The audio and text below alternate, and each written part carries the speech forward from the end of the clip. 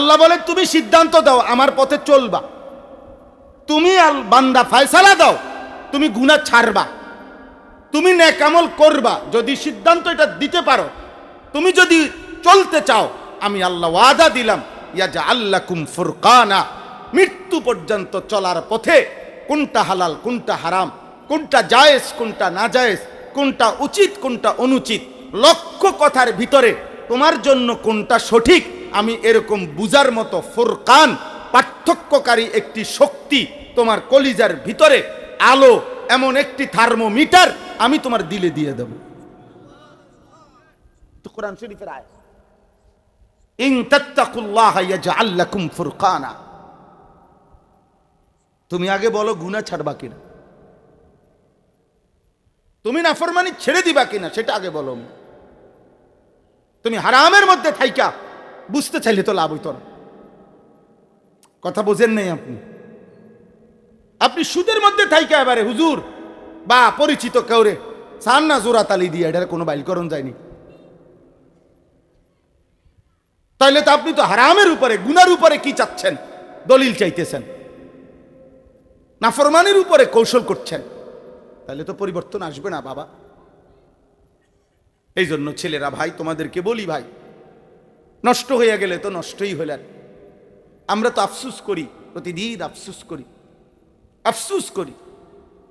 সুন্দর সুস্থ সবল জীবন, স্বাভাবিক জিন্দিগিরে বাপ, 16, 17, 18, 20, 25 বছরের ছেলে পূর্ণ সুস্থ সবল, মাথার চুল থেকে পায়ের নখ পর্যন্ত সারা অঙ্গে কোনো ব্যথা নাই, বেদনা নাই, রোগ নাই, শোক নাই, ব্যথা নাই, পেরেশানি নাই। এমন সুস্থ সুন্দর জীবনে 24 ঘন্টার মধ্যে আল্লাহকে একটি সেজদা করতেও মন চায় না, এমন নিকৃষ্ট জানোয়ার কেমনে হইল? এমন নিকৃষ্ট জানোয়ার কেমনে হইল? এর চাইতে বড় আফসোসের বিষয় কি হতে পারে? আপনারা যে কোনো বিবেকবান মানুষ বুঝবেন, ছেলেরা বাবা তোমরাও বলো, পৃথিবীর যে কোনো মানুষ জানে কৃতজ্ঞ একটি প্রাণী এই পৃথিবীতে, যদি চতুষ্পদ প্রাণীর মধ্যে কৃতজ্ঞ প্রাণীর উদাহরণ দিতে হয়, কুত্তার উদাহরণ দেওয়া হবে।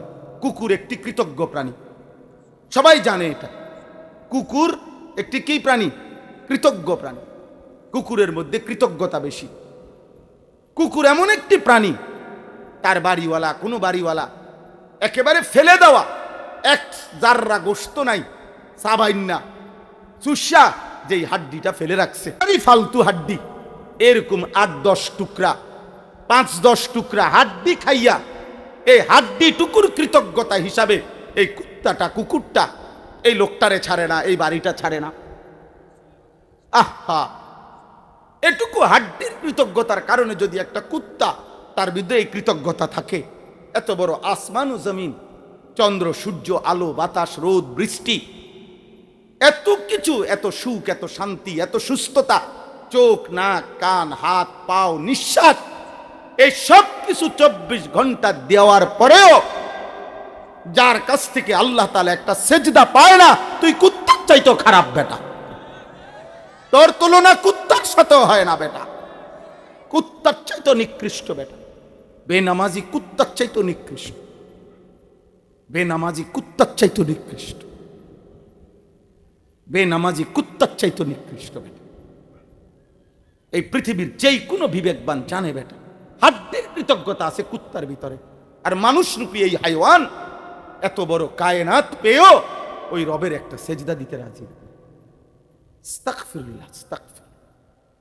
365 দিনে একদিনও 5 ওয়াক্ত নামাজ পড়লা না, এমন জানোয়ার কেমনে হইলা? মুসলমানের ঘরে এত বড় জানোয়ার কেমনে হইল? মায়ের পবিত্র 2 বছরের পবিত্র দুধ, বুকের দুধের এত বড় অপমান কেমনে করলাম? আল্লাহ তাআলা তোমাকে কালেমাওয়ালার ঘরে, মুসলমান বাবা মার ঘরে জন্ম দিয়ে কি ভুল করলেন, কি অপরাধ করলেন? তুমি মালিককে সেজদা দাও না? বলো ভাই, বুঝতে শিখেন, আপনারা বাবারা বুঝতে শিখেন।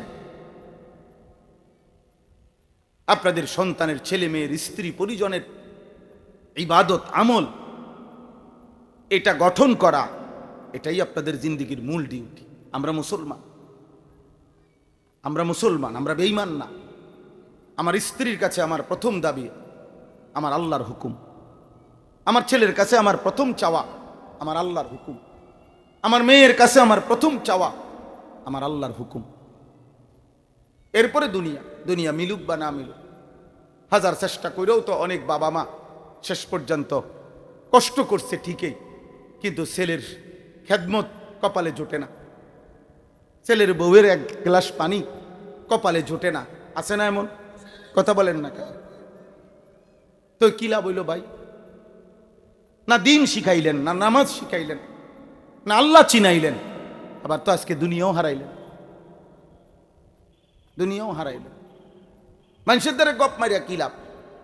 ঢাকা শহরে পোলা বউ লইয়া থাকে, এটা মানুষের শুনাইয়া কি লাভ?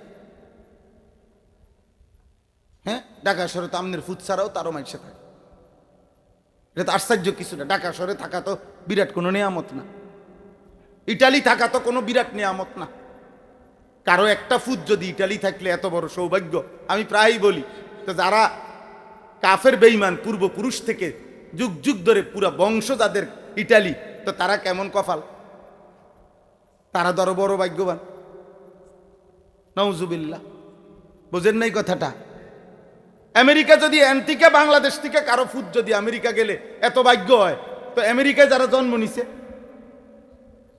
হ্যাঁ তারা তো পুরাটাই ভাগ্য। তো এটা কথা হইল কোনো? এটা কোনো যুক্তি হইল? আল্লাহ আমাদেরকে হেফাজত করেন। ইজ্জত কিংবা সম্মান বাবা ছেলের আব্বা মনে রাখো, দুনিয়া ভোগ করিলে এটা সম্মান না। সম্পদ উপার্জন করতে পারা এটা সম্মান নয়। দুনিয়া জানোয়ারও ভোগ করে, এক কুকুরও দুনিয়া ভোগ করে, এক শুকরও দুনিয়া ভোগ করে, দুনিয়া হাইওয়ানও ভোগ করে, দুনিয়া চতুষ্পদ জন্তুও ভোগ করে, দুনিয়া বেঈমানও ভোগ করে, দুনিয়া মুশরিকও ভোগ করে, দুনিয়া নাস্তিক মুরতাদ 60 বছর 40 বছরে যে একদিনের জন্য স্বীকার করে নাই আল্লাহকে। এই পৃথিবীতে লক্ষ কোটি বেঈমান এমন আছে যারা আল্লাহ বলতে কিছু আছে মানে না, নাস্তিক বলে যাদেরকে। দেয়ার ইজ নো গড, ঈশ্বর বলতে কিছু নাই। আমি নিজ কানে শুনছি বেটা, ইউনিভার্সিটি পড়ুয়া, উচ্চ পড়ুয়া, এমন 4টা ছেলের সাথে আমি একবার 1 ঘন্টা কথা বলছি। ওদের পরিষ্কার বক্তব্য, ওদের বাবা মা মুসলমান, ওদের পরিষ্কার বক্তব্য যে আল্লাহ বলতে, ঈশ্বর বলতে কিছু আছে, হুজুর আমরা এটা টোটাল বিশ্বাস করি না। আমি এমন মানুষ দেখছি হাজার কোটি টাকার মালিক, একটি প্রাইভেট ব্যাংকের ভাইস চেয়ারম্যান, মারা গেছেন ওই ভদ্রলোক, কোটি কোটি টাকার মালিক ছিল। ওনার মুখে নিজে বলছে কবরের আযাবের যে ভয় হুজুররা দেখায় এটা মিথ্যা। এই বাংলাদেশে তাহলে অতএব আব্বা আল্লাহ তো তাকেও কোটি কোটি হাজার কোটি টাকা দিছে। দুনিয়া তো আল্লাহ তাআলা হাইওয়ান জানোয়ারকেও দেয়। বলো না ভাই, আমরা অল্প কয়েকজন মানুষ মাগরিবের নামাজ পড়ছি, আমাদের সূর্য ডুবে গেছে। তোমরা যারা নাফরমান নামাজ পড়ো নাই, তোমাদের সূর্য ডুবে গেছে, হায়াত কারো বাকি নেই। ইমানদারের ঘন্টা ঠিক যা, বেঈমানের ঘন্টাও তা। সবার টাইম একসাথেই চলতেছে, কেউ আগেও নাই, কেউ পিছেও নাই, কেউ পিছেও নাই। এখন 7টা 47 বাজে, সমস্ত ইমানদার নামাজ যারা পড়ছে মাগরিব তাদেরও বাজে এটাই, বেঈমানেরও এটাই বাজে। হ্যাঁ, আমরা যদি মঙ্গলবার, তো নাফরমানের এখন বুধবার না, হ্যাঁ ওটা আগায় গেছে একদিন। তাইলে বলো না ভাইয়া, বলেন না বাবা। শুধু দুনিয়া চাইলে হবে না, আমরা মুমিন। এই পৃথিবীতে 4টা শ্রেণী এই আয়াতের আলোকে আমি বলতেছি। আমি আয়াতের তর্জমা শোনাচ্ছি। কোরআনুল কারীমের 12 নম্বর পারা, কোরআনুল কারীমের 11 নম্বর সূরা, সূরা হুদ। এই সূরার 2টি আয়াত 15, 16 আমি তেলাওয়াত করছি। মূলত এটাই আমি এখন বুঝায় বলতেছি, এটা বললেই আমার কথা শেষ। এই পৃথিবীতে প্রসিদ্ধ 2টা ধর্ম, একটা হলো ইহুদি, একটা হলো খ্রিস্টান। যারা নিজেরা দাবি করে এবং বাস্তবতাও এটা যে তাদের পূর্বপুরুষের কাছে নবী প্রেরিত হয়েছে। ইয়াহুদীদের কাছে মূসা আলাইহিস সালাম এবং তার পরবর্তী অগণিত নবী তাদের কাছে আসছে। খ্রিস্টান যারা, ঈসা আলাইহিস সালাম তাদের নবী ছিলেন। তো আল্লাহ তাআলা মূসা আলাইহিস সালামের এই ইয়াহুদীদেরকেও আসমানি কিতাব তাওরাত দান করছেন। আবার খ্রিস্টান যারা ঈসা নবীর কাছেও আসমানি কিতাব ইনজিল দান করেছিলেন। এবং এই দুই নবী মানে বর্তমান পৃথিবীতে সংখ্যাগরিষ্ঠ বিধর্মী, ইসলামের বাহিরে যারা, তাদের মধ্যে সংখ্যাগরিষ্ঠ হলো খ্রিস্টান, যারা ঈসা নবীর অনুসারী দাবি করে, ইনজিল কিতাবের অনুসারী। তো এই খ্রিস্টানরা তাদের নবী ঈসা আলাইহিস সালাম এবং তাদের কিতাব ইনজিল, এতে স্পষ্টভাবে তাদের নবীও বলছে, কিতাবও বলছে যে শেষ জামানায় আখিরি নবী আসবে। ওয়া মুবাশশিরাম মিন বাদ ইসমুহু আহমদ। ঈসা নবী আমাদের নবী সাল্লাল্লাহু আলাইহি সাল্লামের সুসংবাদ দিয়ে গেছে এবং বলেছে, আমার অনুসারীরা যখনই তোমরা তাকে পাবে, তোমরা তার অনুসরণ আনুগত্য করবে।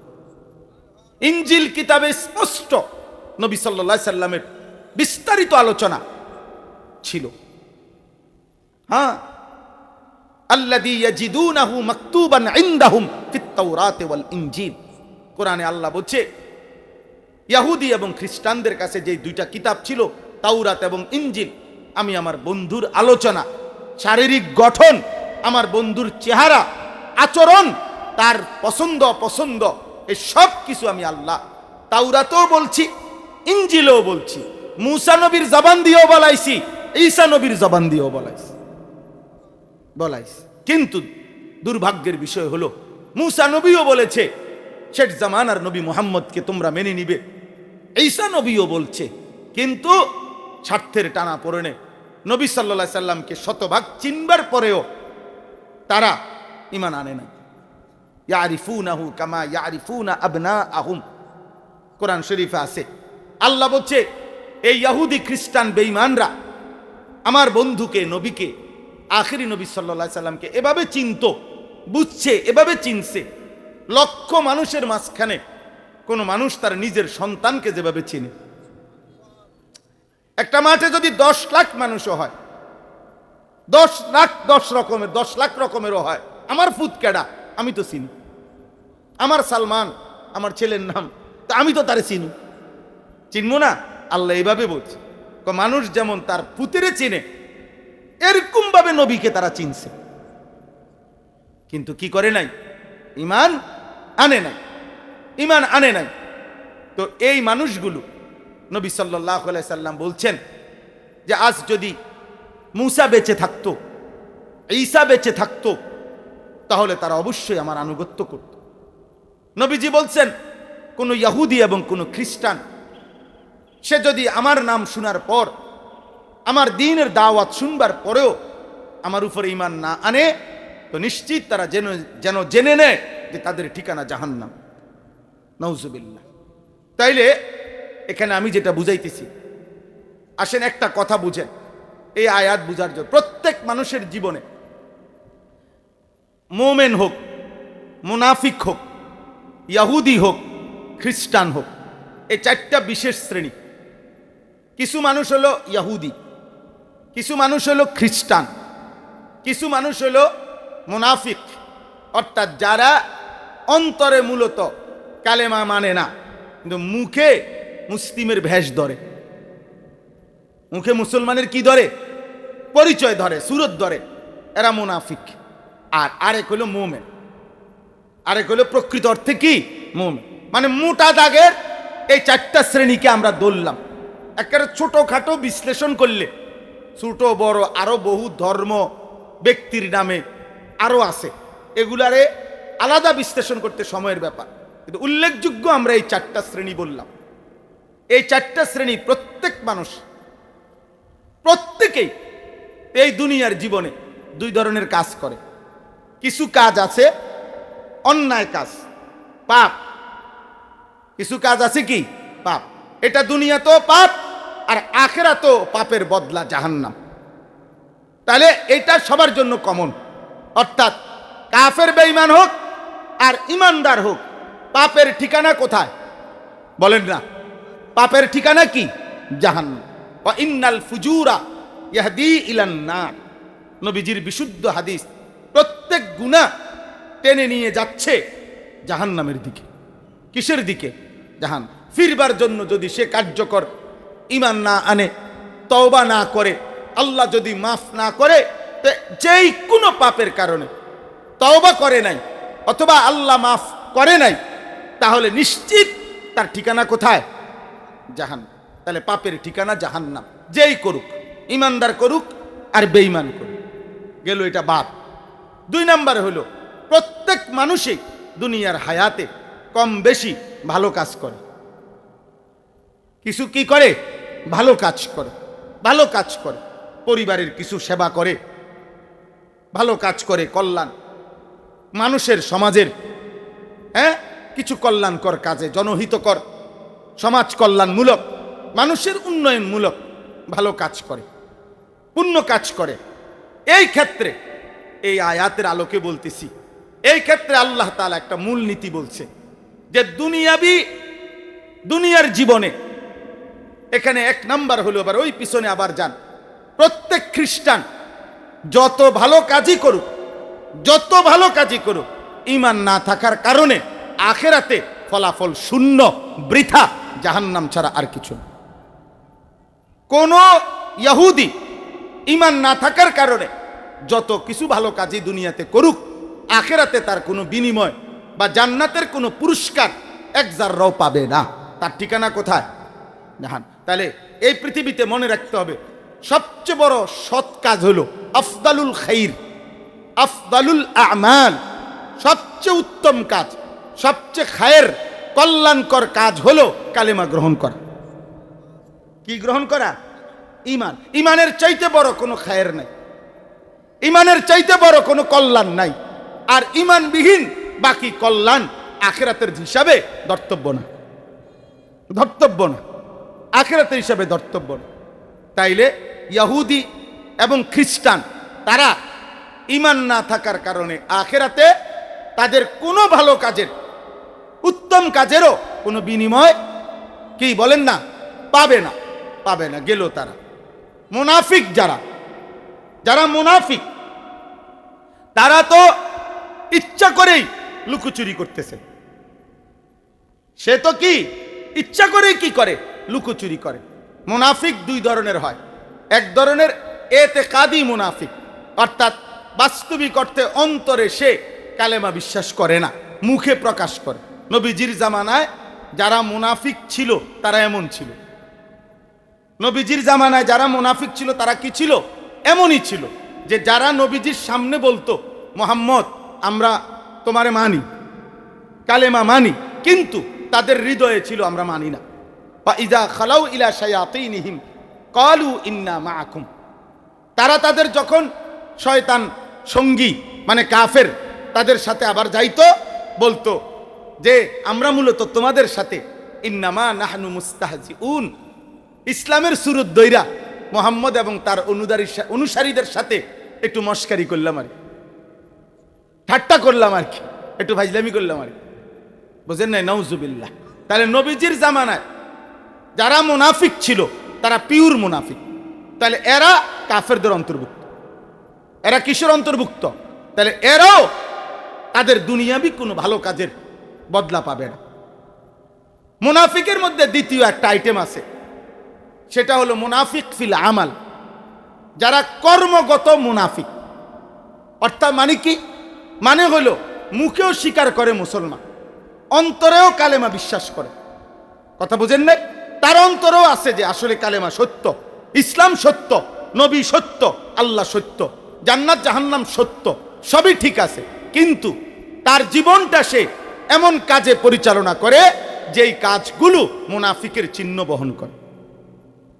এরকম নবী সাল্লাল্লাহু আলাইহি সাল্লাম এবং আল্লাহর কোরআনে এরকম অনেকগুলোকে চিহ্নিত করে বলছে নবী, এই কর্মে অভ্যস্ত যারা, তারা মুখে পরিচয় দেখ অথবা অন্তরেও বিশ্বাস করুক, কিন্তু তবুও তারা মুনাফিক। তবুও তারা কি? মুনাফিকের চিহ্ন, মুনাফিকের চিহ্ন। যেমন আপনারা বহু শুনছেন, নবী সাল্লাল্লাহু আলাইহি সাল্লাম বলছেন, ইজা হাদ্দাসা কাযাবা, যে প্রত্যেক কথায় মিথ্যা বলে, এটা মুনাফিকের চিহ্ন, কর্মগত মুনাফিক। ইজা তুমিনা খানা, যে ব্যক্তির কাছে কিছু আমানত রাখলে সে খেয়ানত করে, নষ্ট করে ফেলে, খাইয়ালায়, মাইরা দেয়, মেরে দেয়। এটা 3 নাম্বার। ওয়া ইজা ওয়াদা আখলাফা, যে ওয়াদা করিলে ওয়াদার বরখেলাফ করে। এগুলা কিসের চিহ্ন বলেন? এই মুনাফিক কি? মুনাফিক কর্মগত মুনাফিক, আমলের মধ্যে কি? মুনাফিক। মূলত সে বিশ্বাসগত কি না? মুনাফিক না। এই জন্য তাকে কাফের বলা যাবে না। এই ব্যক্তিকে কি বলা যাবে না? কাফের বলা যাবে না। তার আখিরাতে সব বিফল, অথবা তার চির জাহান্নামী, এটা বলা যাবে না। কিন্তু তার এই আচরণ মুনাফিকের আচরণ, তার এই আচরণ মুনাফিকের আচরণ। পাপের উপরে মজবুত, ফিরলেন না, তওবাও করলেন না, আল্লাহর কাছে মাগফিরাতও চাইলেন না, চোখের ফোঁটা পানিও ফেললেন না, প্রত্যেক গুনার উপরে রাইখা, যথাস্থানে রাইখা আপনি আপনি কবরে যাইতেছেন। আপনি কি বুঝাইতে চাচ্ছেন? কি বুঝাইতে চাইছেন? বলো না ভাই, 17 বছরের যুবক, কে তোমার নিশ্চয়তা দিল তুমি আরো 40 বছর বাঁচবা?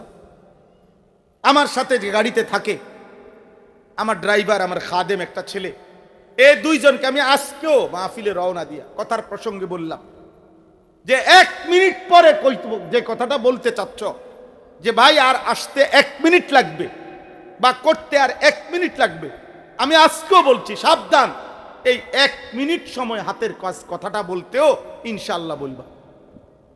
জিজ্ঞাসা করেন, আজকেও বলছি যে আর 1 মিনিট লাগবে আসতে। না না, আর 1 মিনিটেরও নিশ্চয়তা নেই, 1 মিনিটেরও কি নাই? নিশ্চয়তা নেই। অতএব দয়া করে আমরা বুঝাইতে চাচ্ছি যে কর্মগত যদি কেউ মুনাফিক হয় কর্মের কারণে, অথচ সে তওবা করলো না, বুঝতেই চাইল না, তাইলে আপনি আখিরাতে কেমনে বাঁচবেন? কেমনে বাঁচবেন বাবা? আপনার 60 বছরের গুনাহ রাইখা আপনি কবরে গেলেন, তওবাও করলেন না, ফিরলেনও না, গুনাহও ছাড়লেন না। আপনারে কে বুঝাইয়া দিল যে আমনের মরার পরে বুঝি আমনের 60 বছরের গুনার বদলায় চুরি, সুদ, কিস্তি, গালি, নাটক, সিনেমা, নর্তকী দেখা, বেপর্দা জিন্দিগি, হারাম রোজগার, এ সব কিছুর বিনিময়ে 1 লাখ টাকা খরচ করিয়া গ্রাম চুক্তি মানুষ গোস্ত দিয়া ভাত খাবাই দিলে আমনে বেহেস্ত যাইবেন গা? আমনের এটা কে বুঝাইলো? কে বুঝাইলো? কোন হুজুরে বুঝাইলো? আমনে কে বললো? বলেন, বলেন বাবা, বলেন। ইনসাফ করেন, ইনসাফ। ঠেলাঠেলি করার দরকার নেই, আপনি ধাক্কা ধাক্কি, আমার কথা বুঝে না দিলে আপনি ফেলে দিয়েন, বাদ দেন। আপনার কাছেও আমি আটকাইতাম না, আপনিও আমার কাছে আটকাবেন না, কিন্তু আমি আপনি 2 জনই আল্লাহর কাছে আটকাবো না, কি বলেন? আল্লাহর কাছে ফিরবো আমরা। কোরআনুল কারীমের সমস্ত জায়গায় আল্লাহ বলছে, ওয়া আনফিকু মিম্মা রাযাকনাকুম মিন ক্বাবলি আন ইয়াতিয়া আহাদাকুমুল মাউত। বারবার বলতে চাইছে, বান্দার রিজিক আমি দিছি, আমার দেওয়া সম্পদ থেকে আমার রাস্তায় খরচ করো। এক্ষেত্রে বেশিবার বলছে আল্লাহ যে মৃত্যুর পূর্বে, মৃত্যুর পূর্বে। আরে আমি বাইচা থাকতে, আমি বাইচা থাকতে 1 টাকাও আমার দরকার এখন, আর আমার মরার পরে আমার নামে যদি গোটা পৃথিবীটাও দান করে দেয় আমার তো সমস্যা না, আমি তো মরিয়ে গেছি। বুঝেন নাই কথাটা? এই জন্য মৃত্যু পরবর্তী সাদাকা নিঃসন্দেহে সওয়াব, কিন্তু মনে রাখতে হবে জীবিত সাদাকা 1 টাকা মৃত্যু পরবর্তী 1000 কোটি টাকার চাইতে বেশি দাম। কারণ আমার তো অনেক টাকাও কি দরকার, আমার মরার পরে তো আমার গোটা দুনিয়াটাও আর কি নাই, দরকার নেই। এই জন্য দোস্ত, প্রিয় ভাই, শেষ হলো মুমিন। এবার আসেন যারা ইমানদার, বাস্তবিক অর্থেই মুমিন, কলিজা দিয়েও আল্লাহরে মানে, জবান দিয়েও মানে, আমলও করে, ওযু, নামাজ, রোজা, হজ, যাকাত, জিকির, তেলাওয়াত, দান, সাদাকা, জনহিতকর কাজ, আল্লাহর হক বান্দার হক সবই আদায় করে, কিন্তু এই সব কিছুর মধ্যে মাকসাদ হইল রিয়া, মানে দুনিয়া, লোক দেখানো, অথবা দুনিয়াবি সম্মান, মর্যাদা, ইজ্জত, প্রভাব, প্রতিপত্তি, ক্ষমতা, এটা হাসিল করা। আল্লাহ তাআলা বলেন এদের জন্য আমি বললাম ইমানদার হওয়া সত্ত্বেও যেহেতু কর্মের মধ্যে, ভালো কাজের মধ্যেও আখিরাত নিয়ত করে নাই, আমার সন্তুষ্টির নিয়ত করে নাই, এরাও আখিরাতে গিয়ে দেখবে তারা বৃথা, তাদের পুরা জিন্দেগীর কর্ম নিষ্ফল। এই শেষ কথা। এই জন্য ইহুদি কোনো ভালো কাজের আখিরাতে বদলা পাবে না, খ্রিস্টান কোনো ভালো কাজের আখিরাতে বদলা পাবে না, মুনাফিক এতেকাদি হলে কোনো ভালো কাজের আখিরাতে বদলা পাবে না। কেন? ঈমান না থাকার কারণে। কেন বলেন না? আর কর্মগত মুনাফিক